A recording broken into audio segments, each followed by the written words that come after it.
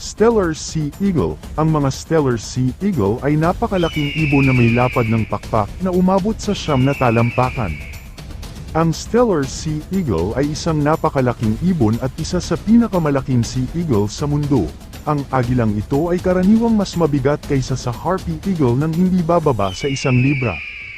Tulad ng ibang agila, ang Stellar Sea Eagle ay may malakas na pagkakahawak at matutulis na mga kuko na labis na nagpapalakas sa kanya. Mas madali ito para sa kanya na mahuli at makuha ang salmon na kanilang gustong kainin, katulad ng ibang mga ibon na kumakain ng isda. Ang Stellar Sea Eagles ay may nakahok na mga kuko na may matutulis sa ilalim sa kanilang mga paa. Ang kaunting bentahe na ito ay nagpapanatili sa mga isda na hindi makatakas mula sa matibay na pagkakahawak ng agila.